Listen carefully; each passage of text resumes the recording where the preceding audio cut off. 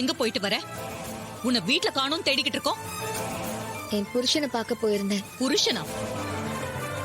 அதான் பஞ்சாயத்துல காசை வெட்டி போட்டு 2 பேரையும் பிரிச்சாச்சு இல்ல? அப்புறம் என்ன புருஷன்னு சொல்லிக்கிட்டு இருக்க? அம்மா, நீங்க கார்த்திய போலீஸ் ஸ்டேஷன்ல இருந்து வெளியே கொண்டு வரணும்னா பஞ்சாயத்துல நான் சொல்றபடி சொல்லணும்னு சொன்னீங்க. அப்படி மடக்கிதான் எங்க 2 பேரையும் பிரிச்சீங்க. அதனால நாங்க புருஷன் பொண்டாட்டி இல்லன்னு ஆயிடுமா? சட்டப்படி அதெல்லாம் செல்லாது. என் புருஷன் வார்த்தைக்கு கட்டுப்பட்டு தான் நான் இங்கே இருக்கேன். அவரை போய் பாக்கறத உங்களால தடுக்க முடியாது. என் புருஷனை பார்க்கவோ பேசவோ உங்க அனுமதி எனக்கு தேவையில்லை. ரேவதி நல்லாதான் பேசுறா. இனிமே உங்க அம்மாவால ஒண்ணும் பண்ண முடியாது. பாத்தியாக்கா எவ்வளவு திமிரா பேசுறான்னு? ஆனா இதெல்லாம் இவளா பேசல, அவன் பேச வைக்கிறான். இவன் நம்ம கிட்ட கொட்டி தீக்குறா. அவனை சும்மாவே விடக்கூடாதுக்கா. சித்தி, என்ன நடந்தாலும் நீங்க அவரே குத்த சொல்லுவீங்களா? புருஷனோட அருமை உங்களுக்கு எங்க தெரிய போகுது? புருஷனோட சேர்ந்து வாழ்ந்தாதானே உங்களுக்கு அதெல்லாம் தெரியும். நீங்க புருஷனோட சேர்ந்து வாழல, அதான் எங்களையும் சேர்ந்து வாழ விடாம வெட்டி விட பாக்குறீங்க.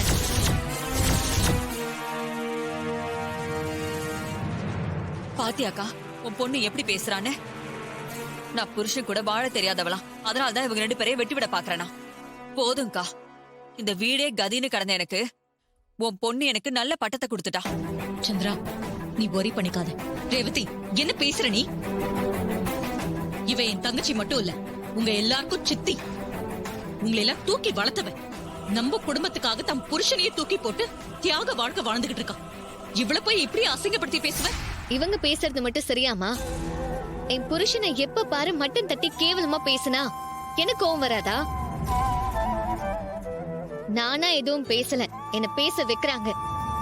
அவங்க நல்லபடியா நடந்துக்கிட்டா நான் எப்படி எல்லாம் பேச போறேன்? இப்ப எதுக்கு அவனை போய் பார்க்க போன அத சொல்லு.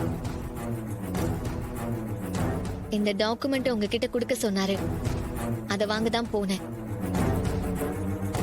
ஈஸ்வரி, பாத்தியா, நான் தான் அப்பவே சொன்னேன்ல, மாப்பிள்ள அந்த கம்பெனியை திரும்பவும் நம்மகிட்டே கொடுத்துருவாருன்னு.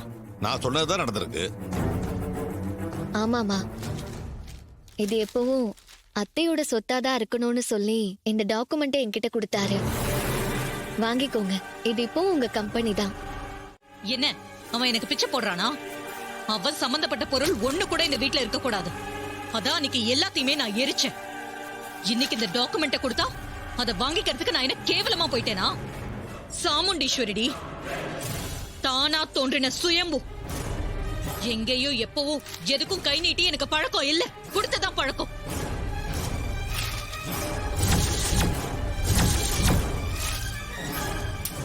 மா, என்ன பண்றீங்க? டாக்குமெண்ட்டை எதுக்கு கிழிக்கிறீங்க?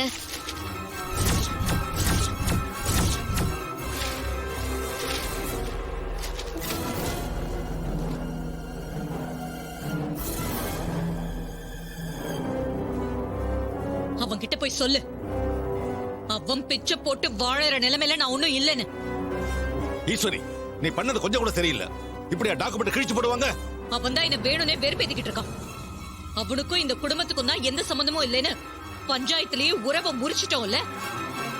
அப்புறம் எதுக்கு செங்கல் சூளைக்கு வரணும்? ஏலத்துல அதை அவ ஏங்க எடுக்கணும்? நம்ம என்ன சோத்துக்கு வழி இல்லாம அந்த கம்பெனியை விக்கிறோமா? அவனாலதான் இந்த கம்பெனியை ஏலத்துக்கு விடுற முடிவே எடுத்தேன். அம்மா, அவர் ஒரு நல்ல மனசோட செஞ்ச காரியத்தை நீங்க தப்பான கண்ணோட்டத்தோட பாக்குறீங்க. அவரை எப்பமா புரிஞ்சுக்க போறீங்க? ஏய், அவனை இவ்வளவு நாள் நான் புரிஞ்சுக்காம தான் இருந்தேன். இப்பதான் நல்லா புரிஞ்சுக்கிட்டேன். இனிமே அவன்கிட்ட நான் ஏமாற மாட்டேன். நீங்க திருந்தவே மாட்டீங்கம்மா. உங்ககிட்ட பேசுறதே வேஸ்ட்.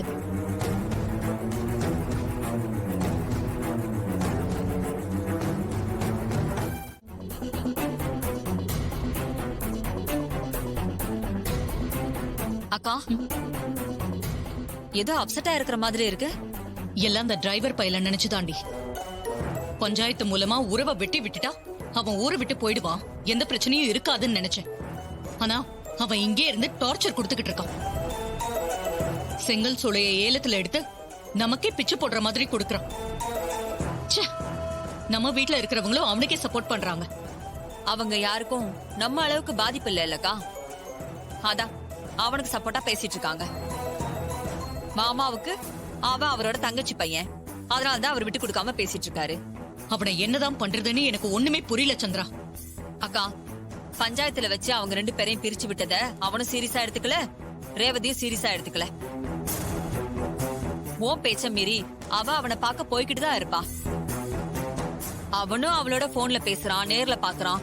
நம்மளால எதுவுமே செய்ய முடியல. அதுக்குன்னு அவங்கள அப்படியே விட்டுற முடியுமா? உன்னை யாருக்கா விட சொன்னதே? அவன் இன்னும் இந்த வீட்டோட மாப்பிள்ளைங்கிற திமிர்ல தான் இருக்கான். அவன் திமிர அடக்கணும்னா அதுக்கு ஒரே வழி அவங்க 2 பேரையும் நிரந்தரமா பிரிக்கிறது தான். நிரந்தரமா பிரிக்கிறதுனா டைவர்ஸ் சொல்றியா?